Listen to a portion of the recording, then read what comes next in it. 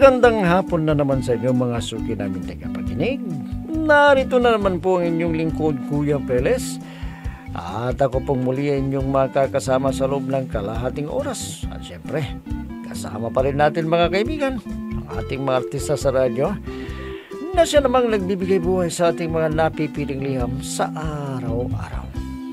At ang liham nating napili mga kaibigan ay galing sa isa nating masugid na taga-subaybay at siya po'y itago naman natin sa pangalang Lalaine.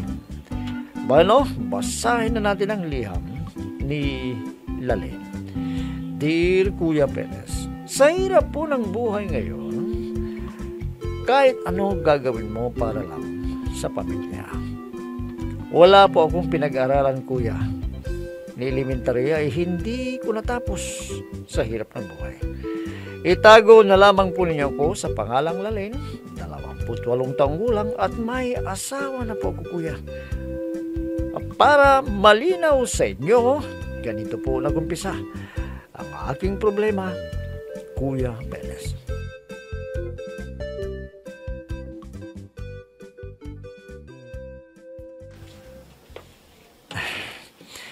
Sigurado ka ba niyan sa gagawin mo? Ha, Lalaine? Oo, kung hindi ko gagawin to, papaano ang pag-aaral ng dalawang anak natin? Kahit mahirap, gagawin ko to para sa inyo. Kaya mo, at kapag may kukuha sa akin sa konstruksyon, sasama ako. Para matulungan din kita. Magtulungan tayo. Sige mag-aayos na ako ng mga gamit ko para bukas handa ng lahat. Sana mabait yung maging amo mo dyan. Balita ko naman, matandang balo na yun. Kaya lang talagang mayaman siya. Sige, hindi na kita pipigilan. Basta asikasuhin mo lang yung katawan mo doon. Kung sakaling hindi mo kaya, huwag ka lang magdubiling tumawag sa akin at susundin kita, ha? Oo, huwag kang mag-alala. Kakayanin ko ito para sa inyo. Isang bayan lang naman ang layo nun yung papasukan mo sa bahay. Madali lang kitang susundin kung sakali. Huwag mong pababayaan ang mga bata, Rico. Kung sakaling may pupuntahan ka, iwan mo sila kina inay. Oo, kung bahala. Hindi ko pababayaan ang mga anak natin. Alam ko naman na hindi mo sila pababayaan, pero kailangan talaga na magtrabaho ako para makapag-aral din sila at hindi na sila matulad sa atin na walang natapos.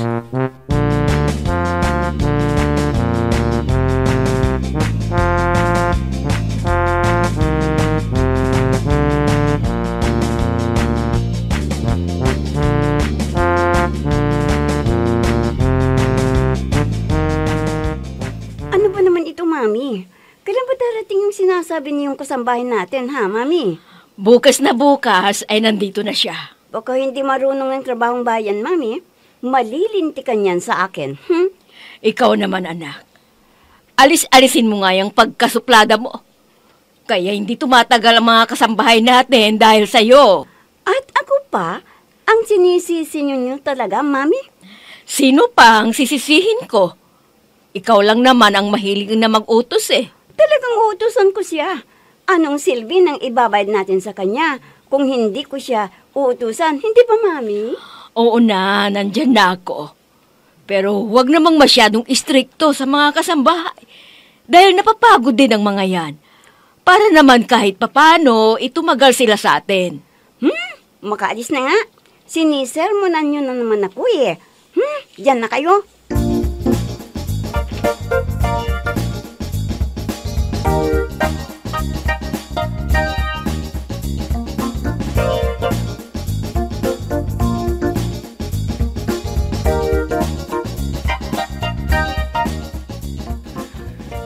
Anong sinabi mo, Rico? Namamasukan na kasambahay yung asawa mo? Opo, Itay. Nag-aaral na kasi yung dalawa namin anak Alam niyo naman na pa-extra lang ako sa construction. Minsan meron, minsan wala. Sana mabait yung magiging amo niya. Maraming kumukuhang kasambahay ngayon na hindi nagtatagal ang kanilang kasambahay dahil sa ugali nila. Sabi ko nga ako sa kanya, Itay, Kapag hindi niya kaya, tawagan lang niya ako at susundin ko siya. Paano yung mga anak nyo kung sakaling may trabaho ka na? Dito muna sila sa inyo, itay. Pag-uwi ko ng hapon, saka ko sila kukunin. Okay lang mo yan ba, itay, sa inyo? Walang problema naman sa akin, anak. Iwan mo lang sila dito. Nandito lang kami ng nanay nyo eh.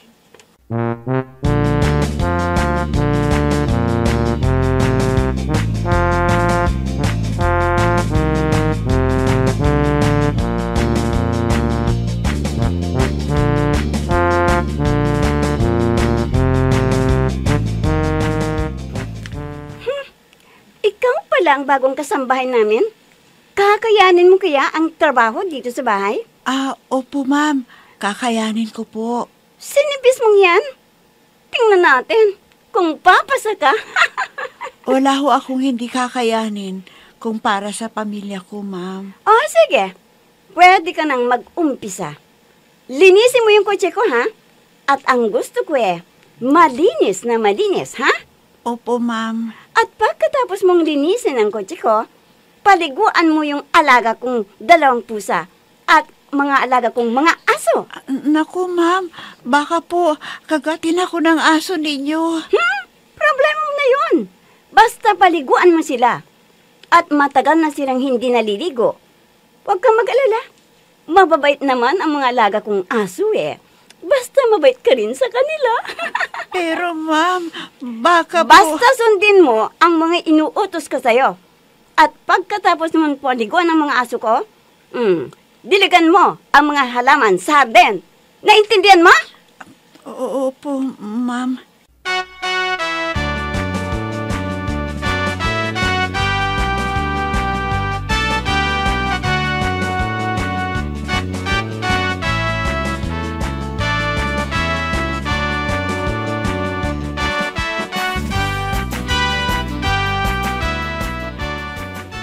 Natapos na ba ang pinag-uutos ng senyorita mo? Ha? Opo, ma'am. Tapos na po. Mabuti kung ganun. Siya nga pala. Kunin mo yung map at linisin mo ang buong bahay. Opo, ma'am. Kaya mo ba? Opo, ma'am. Kaya ko po. Bakit parang nag-aalangan ka pa yata? Ha, Lalay? Hindi po, ma'am. Kayang-kaya ko po. Saka ka na lang kumain kapag tapos mo ng mga Uutot ko tayo. Saka ka na kumain kapag tapos mo na ang pinapagawa ko sa'yo. Opo, madam. Siya, sige. Kumilos ka na para matapos mo na. At pagkatapos mo doon, ay maglaba ka ng mga damit namin ni Sonia, ha?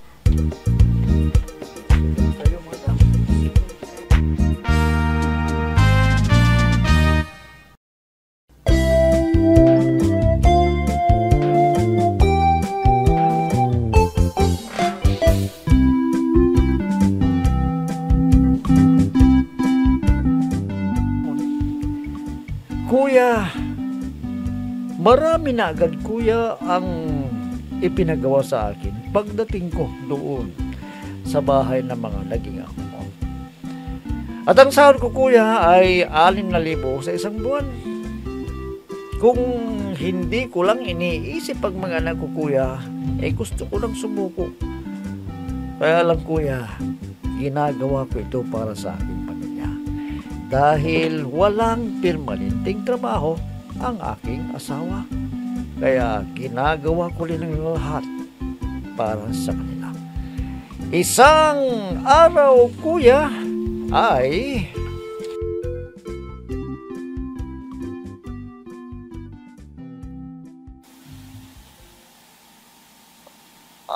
kumusta ka na dyan, Lalene? Hindi ka ba nahihirapan dyan? Hindi naman. Kaya ko to. Kakayanin ko para sa mga anak natin. Sabihin mo lang sa akin kung nahihirapan ka dahil susunod na kita dyan. Hindi. Kaya ko to. Huwag kang mag-alala. Ang asikasuhin mo yung mga bata. Ang pag-aaral nila, ha? Oo. Hindi ko sila pinababayaan. Kaya huwag kang mag-alala sa kanila. Siya nga pala. uuwi ako sa susunod na linggo para ibigay sa iyo yung unang sahod ko. Para naman may pambili kayo ng mga gamit yan sa bahay. Sige. Iintayin ka namin ng mga bata, ha? Oo, darating ako.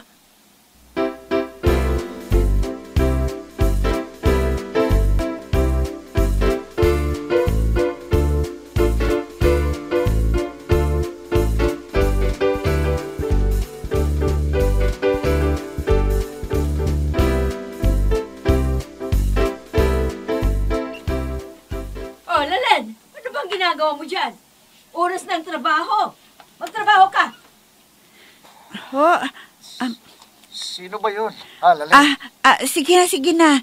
Nandiyan na yung amo kong masungit. Sige na, sa ibang araw na tayo mag-usap ha. Sige, bye. Opo ma'am, nandiyan na po. Sandali lang.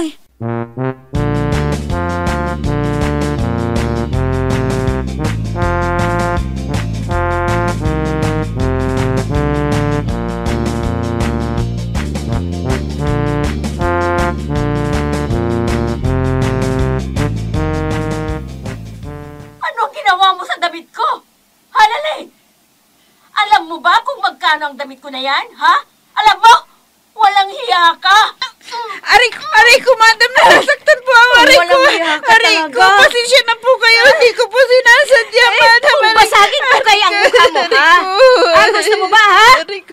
Paano mo mababayaran yan? Ang mahal-mahal ng damit ko na yan! Pasensya na po kayo, madam. Hindi ko po sinasadya. Walang hiya ka. Ay, nako! Konsumisyon ka sa buhay ko! Bayaran mo yung damit kong sinira mo! Senyorita Matilde!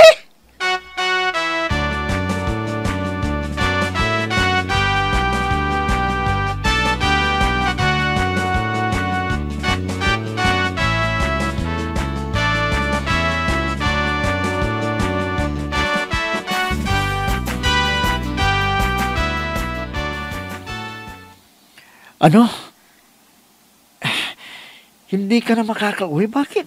Bakit anong nangyari, Lalin? Rico, pasensya ka muna ha. Kasi nasira ko yung damit ng amo ko. Pinababayaran sa akin. Ano? Bakit? Ano bang ginawa mo? Magkano ba yung damit ng amo na sira mo, ha? Nalagyan ko kasi ng Clorox. At saka pinababayaran sa akin ng 7,500. Naku, Diyos Iaawas daw sa sahod ko. Kaya pasensya ka muna. Hindi ako makakauwi dyan. Paano kaya ito? Paanong gatas ng mga bata? Hindi pa ako makakaistra ngayon eh. Yan nga ang malaking problema ko ngayon eh. Lalin, ano kaya kung tumakas ka na lang dyan sa bahay na yun, ha? Hindi pwede. Umuwi ka na. Hindi pwede. Kailangan bayaran ko muna yung nasira kong damit ng amo ko. Kaso, anong kakainin namin dito ng mga anak mo kung hindi ka Ang makapagpapadala? mabuti pa siguro, maghanap ka muna ng trabaho mo habang hindi pa ako nakapagpapadala dyan. Sige, susubukan ko, pero tumakas ka na dyan, ha? Wala naman yatang golden yung bahay na yun eh. Umuwi ka na. Pwede. Kakasuhan nila ako. Paano ka kakasuhan? Hindi ka naman nagnakaw eh. Yan ang sabi ng amo kong matanda. Kaya natatakot ako. Anong gagawin ko? Makinig ka, Lalin. Kapag nagkaroon ka ng pagkakataon, umalis ka na dyan. Tumakas ka. Dahil kung hindi, kawawa ka lang dyan.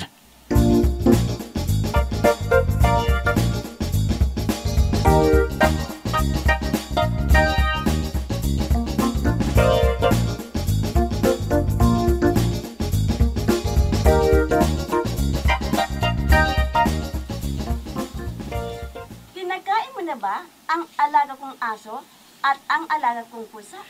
Opo, ma'am. Kaso may sakit yata ang mga aso ninyo. Kaya hindi ko sila masyadong pinapakain. Baka kung ano ang mararamdaman nila, kasalanan ko pa. Ano? At talagang ikaw ha? Hindi ka marunong mag-alaga ha? Aray ko, madam! Aray ko, masakit mo na sa aray ko! Bitawan niyo po buhok ko! Aray ko, ma'am! Tama na po! Aray ko! Aray ko! Aray ko! Ma'am, hindi ko naman trabaho mag-alaga ng aso at puso ninyo. Ang trabaho ko dito sa inyo, maglabat, magluto, maglinis ng bahay. Hindi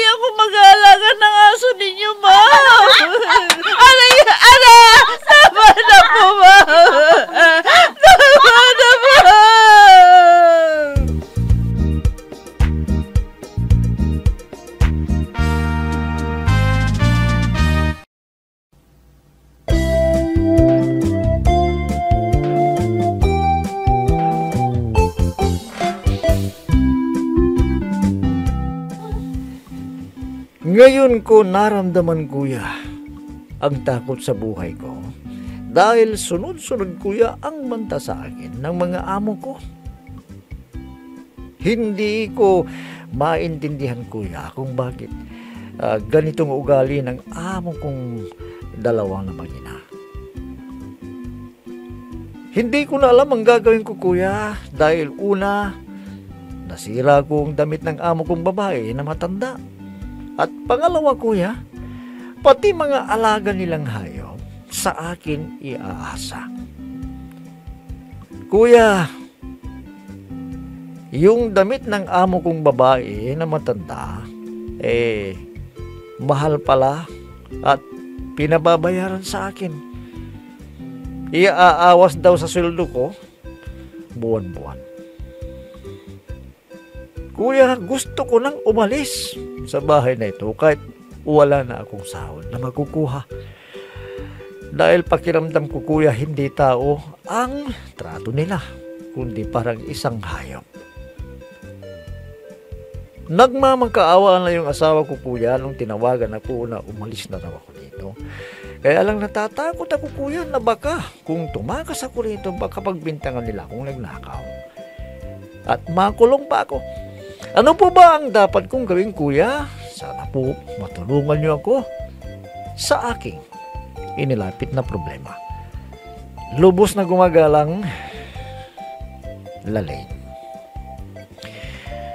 Alam mo, Lalaine, abay, wala kang swerte na mga buwan. Bagamat gustong-gusto mo na tulungan yung asawa mo dahil wala siyang permanenteng trabaho, ganyan pa yung kinahinatnan mo. Abay, sobra pa yata yung mga amo mo na para kang nasa ibang bansa. Pero ang kaibahan nga niya, nandito ka sa Pilipinas, na kung talagang gugustuhin mong umuwi, makagawi ka. Kaya nga lang nang kinatatakot mo na kapag umalis ka na hindi nagpaalam at tumakas ka, pwede ka nilang kasuntama. Kasi kapag umalis ka dyan at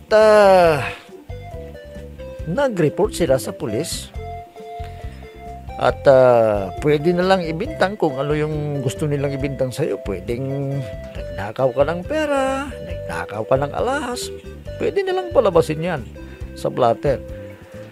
Kaya mabuti siguro humingi ka ng tulong sa barangay. Diyan, kahit nasan dyan barangay nila na pinagtatrabahuan mo. Pwede naman yan. Pwede kang magreklamo kung may oras ka at pumunta ka sa mga barangay official. Sabihin mo yung problema mo. Dahil hindi na tama yung ginagawa sa'yo, Lalaine. Hindi ka tinatratong tao. Abay, para kang hayop kung tratuhin nila. Ang usapan ninyo na trabaho mo dyan, magluto, maglinis ng bahay, maglaba. Pero pati pag-aalaga pala ng hayop, pagdidilig ng mga halaman dyan sa kanila, may pinagagawa sa'yo. Abay, trabaho ng lalaki na yan.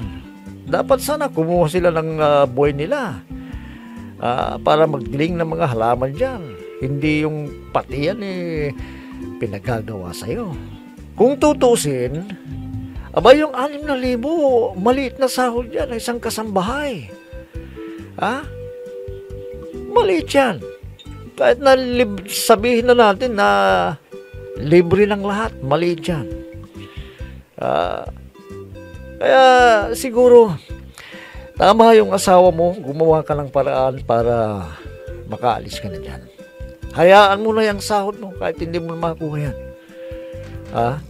Kesa naman pinahihirapan ka dyan kung ano ang ginagawa sa'yo.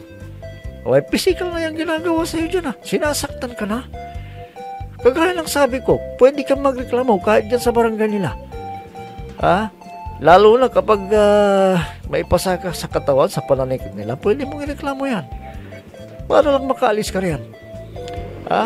pwede silang makasuhan dyan sa ginagawa nila sa'yo. Kaya lang, kung ayaw mo nang magreklamo, siguro matulungan ka man lang para makaalis ka dyan sa kanila. Nang sa ganon, hindi ka naman kawawa. Dahil parang nakikita ko kapag hindi ka umalis dyan, Lalyn, mas lalo kang mahihirapan at kawawa. Isipin mo na lamang yung mga anak mo, nag-iintay sa'yo at asawa mo. Pwede kang mag-apply sa iba. Hindi ganyang klaseng mga amo na parang tinatrato ka nilang hayop. Hindi lang sa ibang bansa pala nangyayari yan, pati dito sa atin, maraming ganyan. Kahuli-huli ang may papayo ko sa'yo. Kapag nakakuha ka ng tiyempo na lumabas, magpunta ka dyan sa huhumingi ka ng tulong sa barangay official dyan sa kanilang lugar at sabihin mo, ikwento mo yung mga nangyayari. Kasi kapag hindi mo ginawa yan at tumirekta kang umuwi sa inyo, maaari kang kasuhan. Ang gawin mo, humingi ka ng tulong mga barangay officers dyan para alam nila na talagang wala kang ginawang mali. Naintindihan mo ba ako? Lalyn? Bueno, yan na lamang siguro masasabi ko sa iyo at naway kahit papaano ay napayuhan kita sa iyong inilapin na problema. Bueno mga kaibigan, hanggang bukas na muli sa ganito ring oras at timpilan, inyong abangan at pakinggan ang programa Peles at your service.